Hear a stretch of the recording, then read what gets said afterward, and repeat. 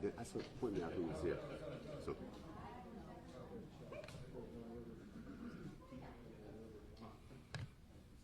Are we all ready? Well, good morning, everyone. I thank everyone that's here today. Today, we're going to give you a public safety update as it stands for its first starting from this 47 East Federal Street explosion. And here we are today talking about some other public safety issues that have been brought to our attention. First of all, let me say, we've continued to keep those involved in our prayers, the family, those involved in the explosion that are recovering, as well as the displaced residents at 47 East Federal. And now we're talking about those at 25 West Market Street, the International Towers. Believe me when I tell you, as mayor, there are some difficult times that we face, but I'm assured that it's easier when the community comes together. This right here is a community issue. We didn't want to be here, but we're here. And I think as a community of Youngstown and all the outpour and all the partnerships that you can see that are standing just here today, it makes the job a little easier. It's a difficult task, but it makes it easier when we come together as a community. Everyone here we want to make sure that the residents and those affected by this explosion have the best outcome as well. The one thing I want to say is, how do we get here? Most recently, we enlisted an independent engineer company to look at the structural integrity of the building, and they found that it's still structurally unsafe. And having that being said, they added recommendations. The one they recommended, the DoubleTree Hotel remain closed, and then they issued another statement that said that International Tower should as well be evacuated. People may ask, well, why did you wait until so late, or why did you not have that answer the day of? We didn't have a structural engineer report that said so. And at that day, we didn't have the sound understanding or sound information to deal with that. And all accounts, that was the best scenario at that time. And now that I have that report, I cannot in any way, shape, or form not ignore it. So we will continue with the evacuation of those residents. Make it understand that we won't take this lightly. That's why I've called everyone from the senator to the governors. I'm in direct communication with the governor and his office and his team because after the explosion, we had talked about where do we go now? And this continues to rise to a level of that all the resources and all the information that we need may have to come from the state and the federal. We will have our partners today talk a little bit about it, but also we want to make sure you guys understand that the property owner is ultimately responsible for this building. And the reason, and only reason, that the city has taken an active role in this as much as we are is because of the public safety and the public welfare of the residents of Youngstown, Ohio. We expect this afternoon to hear back from the owners of the building and or their insurance and representatives with an action of what to do with the building. The onus will be on them, and we expect more details from them this afternoon because we know the safety of this community is at hand. One of the things I wanted to do is today I want to make sure that you guys understand the structural engineer report, the evacuation process. Now, the process is, I can honestly tell you that we were just on the phone with the property managers of 25 West Market Street, and what a great group of people. They had a lot of things questions that we had, they could answer, and questions they had, we could answer. We're going to meet again, and with all of our partner agencies that are here today, talk about what that looks like in a kind of an assessment and a triage to get the best quality care and make this move as painless as possible. It's going to hurt. It's not going to be easy for any of us. Did we want to do this? No. But now that we know about it, we have to do something. So we're expecting answers from the owners and the building owners as well and their insurance companies to do so. What I'd like to have is the Chuck Shash will talk about that engineering report, because I know you're going to ask me, and I won't be able to answer in engineer term why the building was deemed in the 210 feet radius is what they drew around there within the fall zone or collapse zone. I get that wrong all the time. Chuck, you want to talk a little bit about what that report says and why we had to do the evacuation? Come on. and you have copies. Yes, Very good. Thank you, Mayor. Good morning, everybody. As the Mayor said, we did enlist Barbara Hoffman to do a independent analysis regarding any dangers of any imminent collapse. They were in Friday. Over the weekend, they did their analysis and submitted a report midday on Monday. And basically what the report says, there is a danger of imminent collapse on the building. And mostly that is due to the collapse of the first floor of the building has removed the horizontal support of 3 main columns, outside exterior columns on the north side of the building facade, effectively changing the effective length of the columns and the slenderness ratio that makes the columns suspect for collapse. That's not to say that the building can't be temporarily stabilized, but that's something that we are demanding from the owner very soon. So the collapse zone, as it's 210 feet around the building, is determined basically by about approximately 1.5 times the building height, and that's where we're at right now. I did provide multiple copies of the engineering report if anyone would like to review it. Okay. Can we want to talk a little bit about our partnerships for the evacuation? I wanted to bring Bob Hannon. As you know, we brought United Way on to kind of be our clearinghouse. And since this evacuation, he was one of those that I contacted and called, and his team are here today and ready on the ready to go and talk to the residents. So, Bob, you want to talk about what you've been able to uncover for us as well? So I really see our role as trying to provide basic needs for the residents and work closely with the management team. I know Dwayne's back here. I see Vince. They've been part of this, and we've talked to Red Cross, Catholic Charities, and many other entities. What do the residents need when it comes to food, hygiene products, whatever that may be? So when we're done, we'll meet with the management team. We'll meet with the other nonprofit leaders in the community. I can tell you in the last 45 minutes, I've probably had 6 restaurants text me, do these people need food? I've had others reach out, do they need cots? What are the basic needs? So the community is already stepping up, contacting United Way. And really, I see our role as hopefully a backbone and convene the right partners to get done whatever needs to be done. That may be transporting the residents, wherever that may be.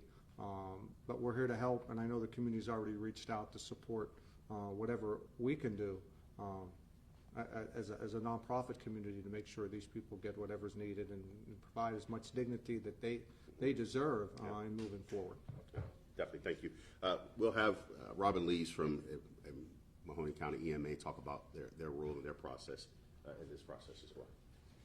Good morning. EMA's role in this primarily is to respond and support the community asking for assistance, in this case, of course, City of Youngstown. My first call and contact and our responsibility is to get a hold of the Red Cross for potential sheltering. Our hopes are that most of the residents can be placed without having to go to a Red Cross shelter. There's 72 hours to work within here. There's been a lot of brainstorming going on with the city administration as well as others. All the support communities were contacted by the Red Cross and are participating as well. So again, we're a conduit for that information, as well as running the information up to the county commissioners and my counterparts at the state EMA. Thank you so much. From the building, we want to talk about the management of your process, what you're going to do with the tenants and how you're helping them already. Yeah. We are scheduling a meeting today with all residents at 1:30 to help them figure out where they're going to be able to go if they have family members or if they're going to need placed, so we can get a count on who does need to be placed. My service coordinator is also reaching out to other entities to see what we can do to help all the residents in need. Okay. Did I miss anybody? Oh, Council. There you go. Thank you, Mayor. Like Mayor said, our first priority is to make sure the people in International Towers are well taken care of. So I've already been reached out to by certain nursing home facilities and other people that have buildings with multiple living situations. If you can, please get in touch with Bob with United Way. And please keep in mind that downtown is still here. We're still open. We're still open for businesses. So please remember to pray for our residents and support our businesses as well. Thank you. Thank you, Councilman. Now, we'll take questions. Last time I went from left to right, I'm going to right to left this time. There you go. The building is in need of, or in danger of imminent collapse without modification. Why isn't there more urgency to evacuate people? How can we ensure that it's not going to collapse like in 5 minutes? Well, I think you've got to, it's realistically, you got to figure out how to do that. And we're not saying it's imminent. The structural engineer didn't give it, we gave a time frame on that. So that's why we gave 72 hours. And to get out there in a realistic amount of time, that's what we've put it on there. We could have said 24 hours, but that kind of would have probably been unrealistic, looking at the medical issues that are there. So we're going with the evacuation plan that I think fits the building and those in that building at this time. Jerry? You mentioned you hope to hear or expect to hear from either the Angelillis at Greenheart or their attorneys or their insurance people. Kind of talk a little bit more about what you've heard from them already, and because the tone of your voice indicated to me you had not heard from them, and that you're kind of pushing them now publicly to step up and tell everyone what they're going to do. We were on 2 calls yesterday. We had multiple calls with all the parties involved. We brought them together, insurance companies, adjusters, engineers, from all involved. And we gave them a report, and at the end of the day, they asked for some time to talk about it, talk it over among themselves. We said we want to have another call before the end of the day. We had another call by the end of the day, and they could not give us a definitive answer. They said, can we call you tomorrow? And I said, today, which is it today, we expect something, action from the owner or the insurance company. And there were very direct questions and conversations with the owner's insurance company, as well as those who, there's a problem for me is when, at the end of the day, when you start asking questions about insurance and the monetary issues and what about the safety, those that said, well, that's not our department. Well, my department is the public safety of this community. And with those owners, as well as the insurance companies, they're looking at their bottom line. My bottom line are those residents and those tenants in that building and the public safety of this community. And so today we're going to expect more answers and more information from them as to how they make that building safe for my community. Real quick follow-up, and maybe this is for you or maybe this is for Chuck. Whatever they get back to you with, in your mind and according to Barbara Hoffman, is there kind of a sand in the hourglass running out that you either fix this building by such and such a date, or work has to begin to demo the building so that it doesn't just collapse? Chuck, you want to take that one? So I would say that there has to be some action taken. We need at least we expect today, and I sent them this message on the meeting invite. We expect a plan of action for either temporary stabilization or a schedule, either a decision on whether the building's going to come down or not, based upon this very initial report, which is a very bird's eye view of what's going on here. We expect a schedule of how they're going to proceed with temporarily stabilizing it as soon as possible. That's really the goal today. I think that's step one, regardless of the final fate of the building. Yeah. Jerry, I don't want to speculate. I want to make sure that if you get a response back from me today that if they don't have a plan, we've talked about what's the next remedy. We've had the county as building commissioner over as well, and they do the building for us. So we've looked at what are some of those remedies, and I don't know if we're not prepared to answer what those are, but they won't be just to let that building sit and people hem-hawing around about what to do with it. Again, the public safety, the public welfare, as well as now we have residents displaced. You got a hotel that's losing dollars and cents. All of those entities were part of that conversation, and they all start asking the very same questions. So today we're expecting answers from that owner and his insurance company. I understand the city got the engineering report yesterday midday, and yet after meeting with the structural engineer yesterday, the assistant law director said there were no new updates. Only hours later did the city announce the evacuation, and even then not immediately. Why? I'm not sure your question. So you guys said yesterday the engineering report came out midday. Mm-hmm. And then I understand there was a meeting with the structural engineer and city officials yesterday. And after that, the assistant law director said there were no updates. And only hours later did the city announce the evacuation. And even then, it wasn't immediately. So why? Well, so we did send a media advisory update yesterday, prior to. Found out in the middle of the afternoon. Well, we didn't. So we found out in the middle of the afternoon. But then what's the plan? So you might have looked for an update, but we gave you the update when we got the report, and when we had a plan to deal with the report when we got it. I'm not sure what your other question was. Well, that was the question. Yeah. So we got it to you when we had information to share. And when our structure, we had the structural engineers, we had all the parties involved. We didn't know what actions, we didn't have the action information. We had it, we shared it with everyone. We talked about it as a team and went through the process of what that looks like. And what sort of vetting did the contractors doing the work in the basement go through before the city awarded them a no-bid contract? The city has repeatedly claimed they were vetted but refused to explain the process. Why? So that is part of the ongoing investigation that you guys continue to ask. That's my best answer for that one. Thank you. Anybody else? So, Jerry, Jerry, we got to go. Let you breaking protocol, Jerry. just to give me an idea of the true impact of this, can someone give me an estimate or a number of the amount of residents that are currently residing in International Tower? I have 165 units occupied currently. Okay. Do you have a number, because are there, I only have a few that have multiple residents in them, so it's Okay. not gonna be, I don't believe, any more than 170. okay, thank you. Hey, Jerry. And this may be another question for Chuck, the 210-foot radius. Does that include the Y nearby where there is a kids camp rental?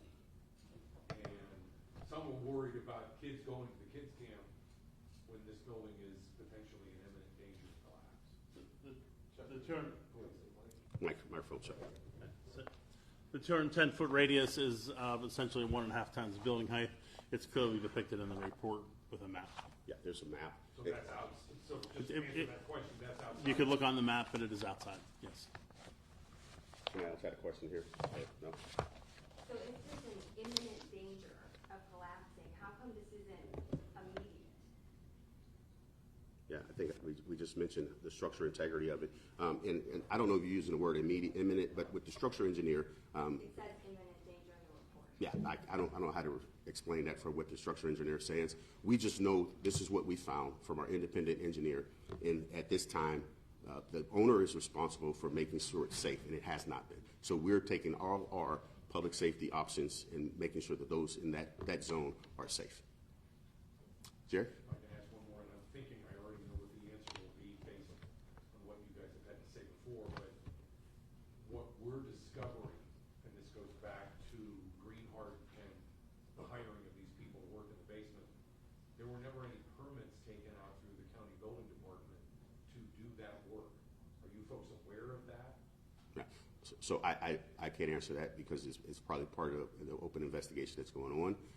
If you found that out, Jerry, that's what you guys can report, but we have no comment right now with open investigation. Anybody else? You know what? Let me say this in closing. This is a difficult time for us, and we have to make difficult decisions. Sometimes they're not the most popular, but they're the best thing for our community and the public safety of our community. Continue to pray for Youngstown. Continue as a Youngstown would. Let's come together and make sure that we get through this together. Thank you, guys. Have a great day. Mayor, will there be another update after if indeed you hear from? Yeah. Probably, Jerry. We probably want to see what they say. I probably won't leave you, Madison. We'll probably give you what we had. If there's nothing, no update. My concern is that maybe they cancel. They don't show up for the 3 o'clock. Then we have to sit down and decide as a city in the county what we do from there. But my main focus right now is the residents at the evacuation, that they're out of that fall zone, and then we can determine, since they're within that fall zone is safe, then we can start making sure that we continue to push those who are responsible for that building and make it safe. So we call for 3 o'clock. We'll see who come. Yeah, we'll who's responsible, who's going to be on that call. For 3 o'clock to meet with All involved. All involved.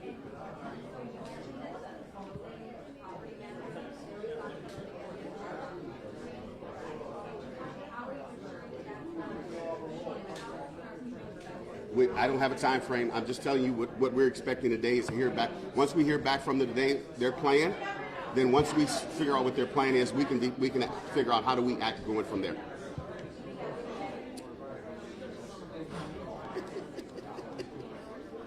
Yes, ma'am.